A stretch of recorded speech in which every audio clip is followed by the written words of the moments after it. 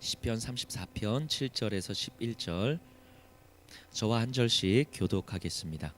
여호와의 천사가 주를 경외하는 자를 둘러 진치고 그들을 건지시는도다.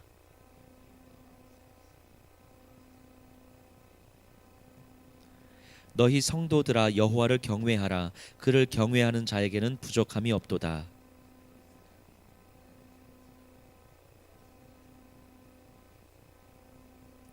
함께 고백합니다. 너희 자녀들아 와서 내 말을 들으라. 내가 여호와를 경외하는 법을 너희에게 가르치리로다. 아멘. 우리 시편 34편이 다윗의 시입니다. 다윗이 언제 쓴 시인 줄 아세요?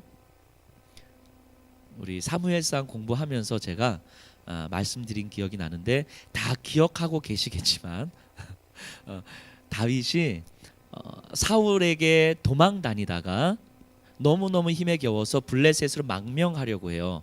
망명하려고 했는데 블레셋에 있는 군대 장관들이 다윗을 알아본 거죠. 저는 사울의 죽은 자는 천천히요 다윗은 만만히로다 하던 그 다윗이 아닙니까? 저 사람을 우리 편으로 받아들일 때에 저 사람이 언제 우리를 죽일지 모르는데 우리 화근을 잘라버려야 됩니다. 저 사람을 죽이든가 해야 됩니다. 이런 이야기들이 도니까 다윗이 그 이야기를 들었어요. 블레셋으로 망명하려고 가다가 그래서 이거 안 되겠다. 자칫하면 오히려 망명하려고 갔다가 내가 죽겠구나 하는 마음이 들어서 아기스 왕 앞에 가서 다윗이 어떻게 합니까?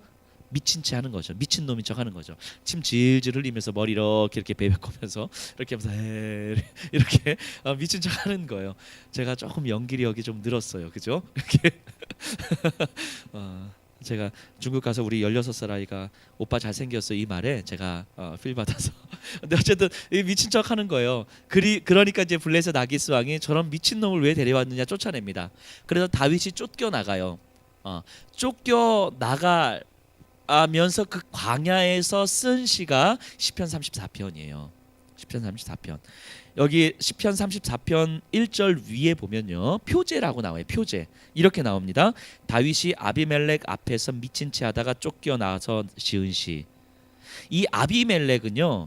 사람 이름이기도 하지만 블레셋의 왕을 지칭하는 표현이에요. 그러니까 애굽의 왕을 지칭할 때 뭐 투트모스 1세, 투트모스 2세 이렇게 말하지만 애굽의 왕을 지칭해서 뭐라고 표현합니까? 바로 이렇게 표현하잖아요. 바로. 이것처럼 블레셋의 왕을 표현할 때 아비멜렉 이렇게 표현해요. 그러니까 사람의 이름이 아니라 블레셋 여러 왕들, 블레셋의 왕이다라는 이름이죠. 아기스 왕 앞에서 미친 척하다가 쫓겨나서 지은 시예요. 우리가 하나님을 경험한다고 했을 때에 여러 가지 다양한 차원의 하나님이 있어요. 또 사람마다 다르고 하나님은 환경과 사람마다 다양하게 나타나는데 우리가 하나님을 경험한다라고 했을 때 하나님의 말씀을 듣는다라고 했을 때 아마도 하나님은 하나님의 방법으로 분명히 나타나시지만 성경에 의해 보면 하나님께서 정말 아주 분명하게 그리고 마지막에 가서 내가 하나님이다라고 하는 것을 말씀하시는 방법이 바로 세미한 음성이었어요. 세미한 음성. 우리 엘리야를 기억하시나요? 엘리야는 엄청난 불의 사람이었습니다. 모든 사람들이 다 인정했어요. 그리고 그 불의 사람이라는 것을 드러냈던 장면이 갈멜산에서 850대 1의 싸움이었죠. 850대 바알과 아세라 제사장들 850명과 엘리야 한 사람이 싸우죠. 그러다가 엘리야가 이깁니다. 하늘에서 불이 내려오고 그래서 그들을 다 죽여버립니다. 사람들은 엘리야가 불의 사자라는 걸 다 알아요. 하나님의 붙드신 사람이라는 걸 다 알아요. 그리고 엘리야도 본인이 경험했습니다. 근데 그 경험 이후에 이세벨이 군대를 풀어서 엘리야를 죽이려고 했을 때 엘리야가 어떻게 합니까? 도망가요. 광야로 숨어요. 그리고 나서 하는 말이 뭐냐면 하나님, 이제 하나님을 믿는 사람은 나밖에 안 남았어요. 근데 내가 힘이 들어서 이제는 아무것도 할 수가 없을 것 같습니다. 이제까지 정말 하나님의 불을 경험했던 엘리야가 그렇게 쫓겨다니면서 그냥 그 이세벨의 군대를 무서워하고 내가 죽을 것이 무서운 거예요. 동역자들이 하나도 남아있지 않는 상태. 그러니까 두려운 거예요. 외로운 거죠. 그리고 이제는 스스로 무언가를 해야 될 생각도 못하고 굉장한 무기력함과 좌절과 절망을 경험하고 있는 거예요. 그래서 먹을 거 하나 없는 광야 로뎀나무 아래에서 쉬고 있을 때 까마귀가 물어다 주는 이렇게 빵 먹으면서 물 먹으면서 그렇게 지내잖아요. 그러다가 한참 그런 시간을 보내다가 하나님이 엘리야에게 어떻게 나타나시죠? 막 지진이 일어나는데 엘리야가 하나님이신가? 아닌 거예요. 뭐 불이 막 일어나는데 하나님이신가? 아닌 거예요. 막 바람을 이렇게 바위를 가를 만한 바람이 막 일어지는데 하나님이신가? 아닌 거예요. 그래서 엘리야의 마음 가운데 완전히 실망했죠. 이제 하나님도 안 나타나시는 것 같고 내 안에는 어떤 힘도 없고 마지막 하나님이 나타나시면 내가 마지막 힘을 낼 수 있을 것 같은데 하는 그 희망마저도 다 꺾여버린 그 상황. 이제 아무런 희망도 남아있지 않는 상황. 완전한 절망 가운데서 어떤 기대도 하지 않는 상황 가운데서 성경에 보면 세미한 음성이 엘리야에게 들린지라 이렇게 이야기하는 거예요. 이 세미한 음성은 정말 고요한 가운데서 정말 얕은 바람의 소리처럼 들리는데 그것이 어디로 들리는 거냐면 마음으로 들리는 거예요. 하나님의 세미한 음성이 마음으로 들리는 거예요. 세미한 음성이라는 것은 그렇기 때문에 마음으로 들릴 때에 이거는 의심할 여지 없이 하나님이 나에게 말씀하고 있는 거구나. 하나님은 지금 내 마음에 무언가 말씀하고 계시는구나 하는 것이 선명하게 딱 들어오는 거예요. 그 말씀이 무엇인지와 상관없이 하나님이 지금 나에게 말씀하시는구나. 그 전까지는 엘리야는 하나님을 만나기를 기대했잖아요. 왜냐하면 내가 지쳐 있으니까 하나님을 만나야 되고 하나님을 만나야 내가 일어나야 될 것 같고 그래서 하나님이 그렇게 만나 주시기도 합니다. 그렇게 일어나요. 그런데 그것마저도 좌절시키고 그것마저도 깨트리신 다음에 엘리야가 어떠한 기대감도 없는 그런 상황 가운데서 세미한 음성으로 들려주시는데 그 마음 깊은 곳으로 들어가시는데 내 안에서 확신이 들어오는 거죠. 하나님이시구나. 하나님이시구나. 이건 생각할 여지가 없는 거예요. 머리보다 먼저 움직이는 거예요. 이 영혼의 움직임이라고 하는 게 하나님이시구나. 이게 엘리야를 일어나게 했던 힘이었어요. 마지막 하나님께서 사용하시죠. 그리고 나서 이 세미한 음성인 거예요. 홍해바다 앞에서 모세 기억나시나요? 홍해바다 앞에서 모세. 제가 우리 2016년 1월 3일 때 제가 이 홍해바다 앞에서 모세를 설교했던 기억이 나는데 하나님의 말씀을 듣고 200만 명이나 되는 이스라엘 민족을 데리고 나왔습니다. 진을 치고 있는데 하나님께서 비하히롯이라는 곳으로 가라고 하셔서 갔습니다.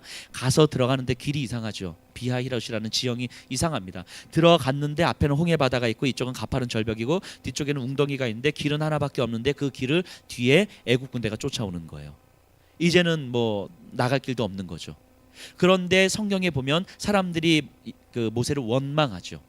네 원망을 했다고 하는데 이게 그냥 모세 왜 도대체 당신이 우리를 여기서 데리고 온 겁니까? 이런 얘기 했겠습니까?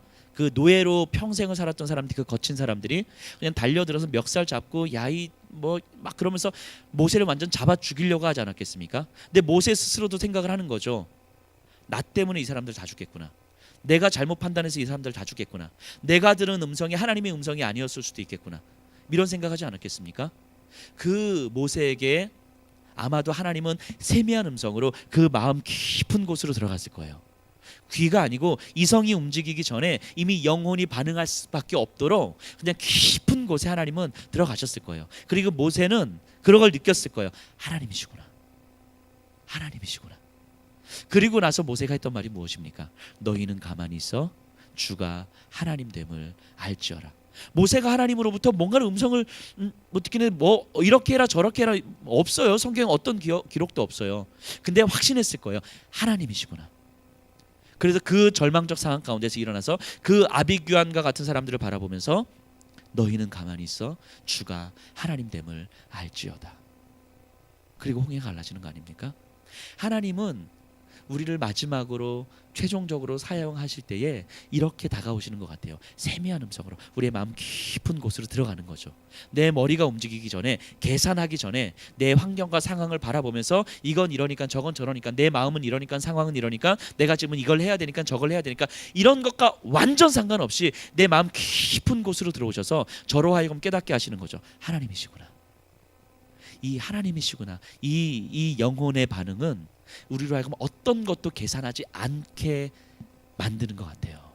하나님은 하나님의 사람들을 그런 방식으로 들어서 사용하시는 것 같아요.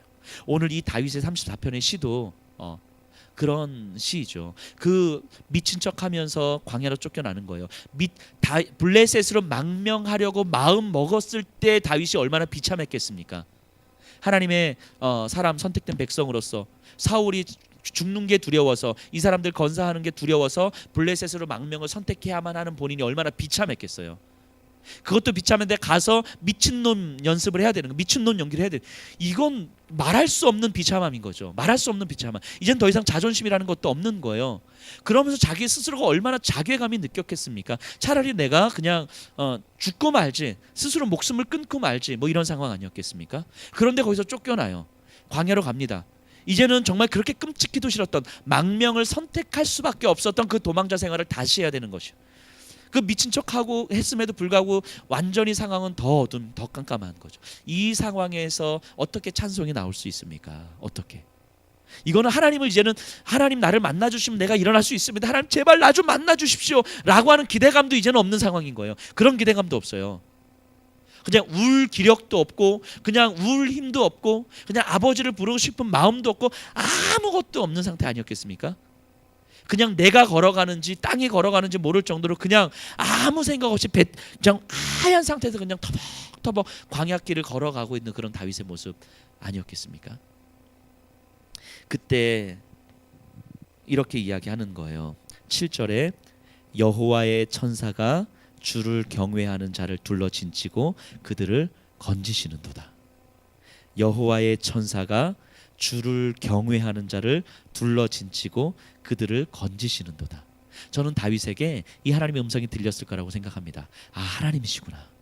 아, 하나님이시구나. 그래서 다윗은 스스로 무언가를 할 힘은 전혀 없는데 그 안에서 하나님이시구나, 하나님 살아계시는구나, 하나님 지금 나를 보고 계시는구나, 이 영혼이 반응했을 거예요. 이 영혼이 반응한 다윗 안에서 나온 고백인 거예요. 자신이 주를 경외하는 자라는 것을 지금 고백하고 있는 거예요. 내 영혼이 하나님이시구나 라고 반응했을 때에, 이런 내가 주를 경외하는 자구나, 주의 천사들이, 여호와의 천사들이 주를 경외하는 자를 둘러 진치고 그들을 건지시는도다. 지금 다윗이 하나님께서 나를 건지시는도다 이렇게 고백하는 거예요. 8절 보세요. 더 웃깁니다. 너희는 여호와의 선하심을 맛보아 알지어다. 그에게 피하는 자는 복이 있도다. 여호와의 선하심을 맛보아 알지어다. 이게 나올 수 있는 고백이 아니거든요. 근데 나오는 거예요. 그 이유가 무엇입니까? 하나님은 세미한 음성으로 다윗에게 들어가신 거예요. 그 다윗은 그냥 그 마음 가운데서 하나님이시구나 고백하게 되는 거죠. 그러니까 그 하나님이 자기 영혼 안에서 반응이 되어지는 거예요. 그러니까 내 환경, 상황, 머릿속으로 계산하는 것, 이렇게 해야 되나 저렇게 해야 되나, 이런 것들이 더 이상 계산이 되지 않는 거예요. 아니, 계산을 할 필요가 없고, 아니 할 필요가 없는 게 아니라 계산을 해야 된다는 생각조차 없는 거예요. 영혼의 반응이라는 것. 영혼의 반응이라는 것. 다윗이 이렇게 경험되는 거예요. 다윗이. 이것은 내가 무시할래야 무시할 수 없는 그 하나님의 살아계심, 내 영혼을 반응하는 거죠. 이게 다윗은 깨달았을 거예요. 나도 모르는 내 안에 깊이 있는 이 추악함들, 자기 안에 깊이 있는 이 욕망들, 나도 깨트릴 수 없는 이것들을 하나님께서 건드셨다는 것을 경험한 거죠. 그것을 하나님께서 건드신 거예요. 왜냐하면 내가 하나님 만나고 싶습니다, 하나님 나에게 말씀하여 주시옵소서 라고 했을 때 내 안에 숨겨져 있는 내 더러움들, 추악함들, 이 강팍함들을 감추어줬는데, 이 모든 것들이 다 무장해야 되었을 때에 하나님 그 안에 깊이 들어가는 거예요. 그래서 다윗은 새로운 차원의 하나님을 깨닫게 되는 거죠. 내 안에 나도 모르는 이 더러움들이, 하나님 그걸 보시고 그 세미한 음성으로 그것을 깨트려 주시기 위해서 지금 나를 끌고 오셨고, 이 세미한 음성으로 나에게 그것을 깨트려 주시는구나. 그래서 11절 보세요. 11절에 이렇게 고백해요. 너희 자녀들아, 와서 내 말을 들으라. 내가 여호와를 경외하는 법을 너에게 가르치리로다. 다윗이 새로운 하나님을 경험했습니다. 이제까지 다윗이 여호와를 경외하지 않았습니까? 경외했죠. 예배 드렸죠. 하나님을 찬양했죠. 그런데 새로운 차원으로 여호와를 경외하게 된 거예요. 그래서 다윗 사람들을 불러놓고 이렇게 이야기하는 거예요. 너희 자녀들아, 와서 들으라. 내가 이번에 경험한 그 여호와 하나님을 경외하는 법을 내가 너희에게 가르쳐 주겠노라 이야기하는 거예요. 그게 무엇입니까? 하나님의 세미한 음성이 내 깊은 곳 가운데 들려야 되는 거예요. 이 세미한 음성을 들을 수 있는 방법은 두 가지죠. 하나는 이 다윗처럼 내가 하나님을 만나고 싶습니다라고 하는 열망조차 품을 수 없을 만큼 극단적 절망과 좌절의 상태 속에 빠져 있을 때, 엘리야처럼 광야에서 더 이상 하나님 나를 차라리 죽여주십시오. 모세처럼 홍해바다 앞에서 200만 명이나 되는 사람들이 아비규환처럼 자신을 죽이려고 달려들 때 내 스스로 절대적 무력감을 느끼는 그런 상태에서 하나님은 우리에게 세미한 음성을 들려주시죠. 또 하나는 깊은 기도 가운데 들려주시죠. 깊은 기도 가운데, 깊은 기도 가운데 하나님은 우리에게 세미한 음성을 들려주시죠. 그래서 이러신 것 같아요. 물론 하나님의 일하심을 우리가 잘 알 수는 없지만, 감히 제가 판단할 수는 없지만, 우리가 깊은 기도 속에서 하나님의 세미한 음성을 듣지 못한다면 하나님은 어떤 방법을 통해서라도 그 세미한 음성을 듣게끔 하신다는 거예요. 왜냐하면 우리를 사랑하시니까. 세미한 음성을 들어야 내 안에 나도 모르는 이 강팍함들을 끄집어낼 수 있으니까. 이걸 끄집어내야 우리가 다른 새로운 차원으로 하나님을 다시 한번 경외하고 더 깊이 하나님을 사랑할 수 있으니까. 하나님은 어떤 방식을 통해서든 우리의 그 세미한 음성을 듣게 해주실 거예요. 마음 깊은 곳까지. 그래서 우리로 하여금 하나님이시구나 깨닫게 하실 거예요. 하나님은 그렇게 우리에게 그 음성을 들려주실 것입니다. 그래서 저는 이렇게 기도해요. 우리가 정말 깊은 기도 가운데 하나님의 음성을 들었으면 좋겠어요. 그렇지 않으면 힘들어져요. 하나님께서 이런 방법을 통해서라도 우리에게 그 말씀을 들려주실 테니까. 왜냐하면 우리의 영혼 깊은 곳을 뒤집어야 되거든요. 왜냐하면 우리는 깊은 곳을 꽁꽁 싸맨 채 우리는 하나님을 향한 열심을 내거든요. 저를 봐도 그래요. 저를 봐도 내 안에 더러운 욕망들을 꽁꽁 싸맨 채 하나님을 향해서 순결한 열심인 척 내거든요. 근데 저는 압니다. 하나님 반드시 그 부분을 건드려 주실 거라는 걸 알아요.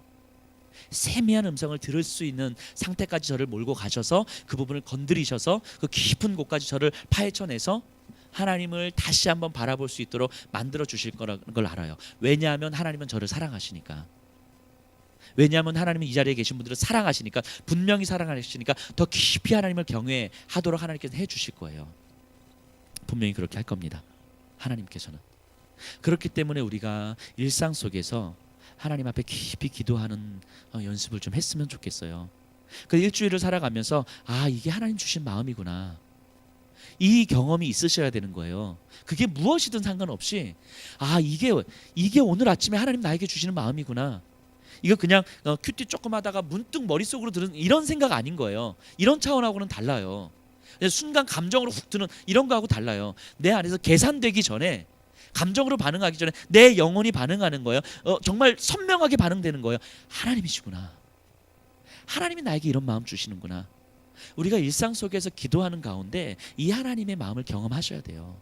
이 하나님의 마음이 경험되다 보면 어느 순간 깊은 곳까지 하나님은 우리에게 세미한 음성을 들려주실 겁니다.